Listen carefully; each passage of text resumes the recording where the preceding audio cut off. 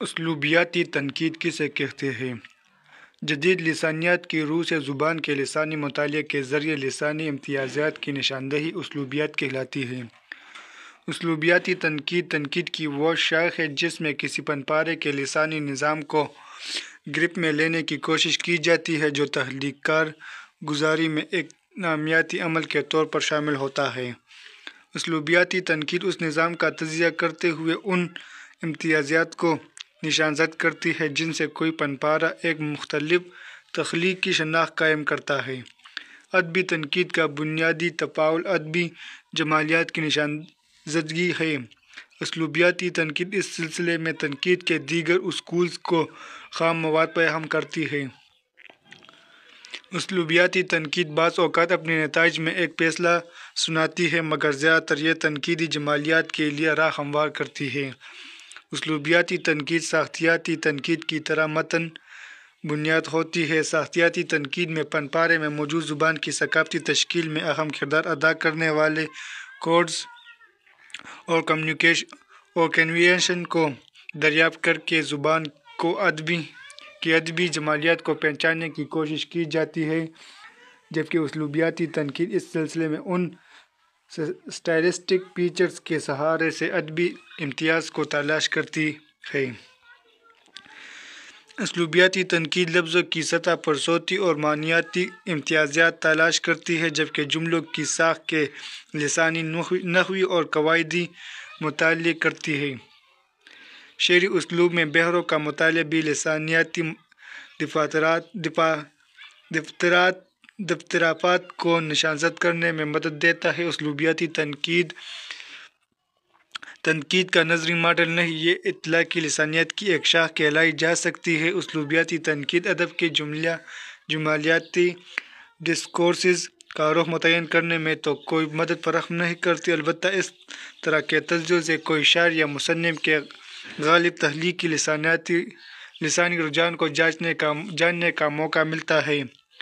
صرفیات صرف کی جمع ہے۔ صرفیات صرف کسی زبان میں قواعد گرامر کی وہ شاخ ہے جو لفظ کی بنیادی ساخت کو مرکز مطالعہ بناتی ہے۔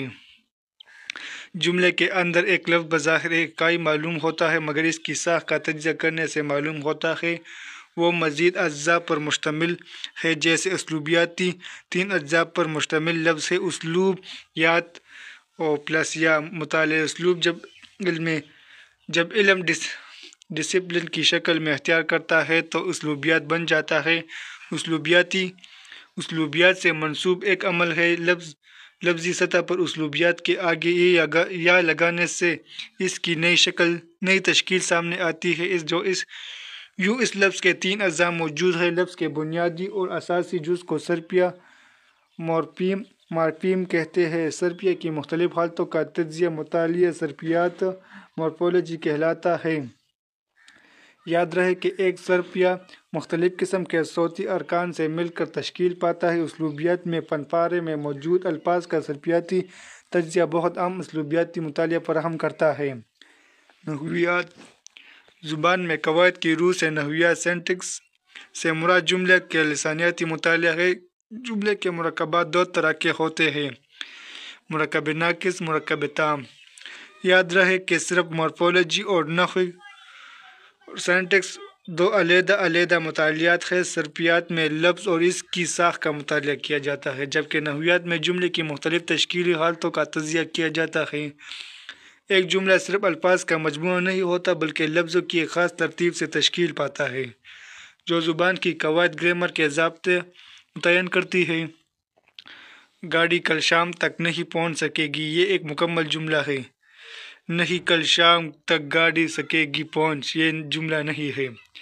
پہلا جملہ محض مجموعہ الفاظ ہی نہیں بلکہ الفاظ کی قواعدی ترتیب بھی ہے۔ یہ اصول زبان کے اندر سے اخذ کیے جاتے ہیں جسے زبان کی شعریت پوئٹکس بھی کہتے ہیں۔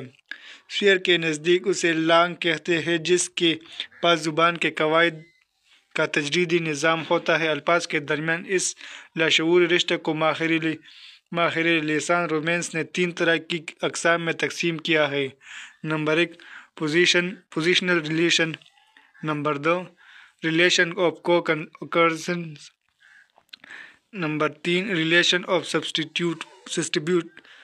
سبسٹیٹیوبلٹی۔ اردو میں چھوٹی سے چھوٹا جملہ دو الفاظ پر مشتمل ہوتا ہے، جیسے لاہور پہنچو۔ اس جملے میں لاہور اسم اور پہنچو فعل ہے۔ اسلوبیات میں نحویات کا مطالعہ بہت اہم ہے۔ پن پارے میں مصنف یا شاعر کے تخلیقی مزاج کے اسلوب کو جاننے کے لیے جملوں کے مختلف لہجے، انداز اور رجحانات کا مطالعہ کیا جاتا ہے۔ جملے کی طویل اور مختصر حالتوں سے بھی اسلوبیاتی تجزیہ کیا جاتا ہے۔ جملے کی اسمیہ اور فعلیہ ساخت بھی بعض اوقات اسلوبیاتی مطالعے کو اہم مواد فراہم کرتی ہے۔ صوتیات ایک لفظ کی ادائی میں چھوٹے سے چھوٹا حرف صوت کہلاتا ہے۔ عموماً پونز ایک زبان میں ادا کی جانے والی مختلف آوازیں ہوتی ہیں، جو ہر زبان میں مختلف اور تعداد میں زیادہ ہو سکتی ہیں۔ اسلوبیاتی مطالعے میں ان صوتوں سے پن پارے میں استعمال ہونے والے لفظوں کا شماریاتی، تکراری مطالعہ اور تجزیہ پیش کیا جاتا ہے۔ صوتیات ایک لفظ میں موجود صوتی ارکان سلیبل کا صوتی سطح پر تجزیہ یا مطالعہ کا نام ہے۔ صوتیات میں الفاظ میں موجود آوازوں کو زیر مطالعہ لانے کا مقصد ایک زبان میں موجود مختلف آوازوں کا تجزیہ کرنا ہوتا ہے۔ اردو زبان میں جو صرفیے استعمال ہوتے ہیں، ان میں سے بہت سے انگریزی، عربی یا دیگر علاقائی زبانوں میں استعمال نہیں ہوتے۔ ماہرین لسانیات نے صوتیاتی تجزیے کے لیے دو طریق متعارف کروائے ہیں۔ نمبر 1 نقطۂ ادا، نمبر 2 طریقۂ ادا۔ اسلوبیاتی مطالعات میں صوتیات ایک اہم حربہ ہے۔ لفظی شماریات۔ لفظی شماریات اسلوبیاتی تجزیے کے اس حربے کا نام ہے جس میں کسی پن پارے میں استعمال ہونے والے لفظوں کی تعداد کا تعین کیا جاتا ہے۔ یہ تعین لفظ کے گھرانوں کا بھی ہو سکتا ہے اور صوتیاتی اور معنوی تقسیم کی بنیاد پر بھی۔ ہم آواز الفاظ اور ہم معنی الفاظ کی لفظ شماری اسلوب کے ایک مخفی گوشے کو کھولنے میں بہت مدد فراہم کرتی ہے۔ لفظی تضاد۔ شعر یا نثر کے اسلوبیاتی تجزیے میں لفظی تضاد سے مراد پن پارے میں موجود متضاد الفاظ اینٹونیمز کی نشاندہی ہے۔ بظاہر اس طرح کا تجزیہ شماریات کوئی اہم مطالعہ نہیں معلوم ہوتی، مگر اس سطح پر نشاندہی مصنف یا شاعر کے ذہنی میلان کو سائنسی انداز سے ایک نئے رخ سے سمجھنے میں مدد دیتی ہے، جس کی روشنی میں ہم پن پارے کے موضوعی رجحان سے روشناس ہوتے ہیں۔ لسانی انتخاب۔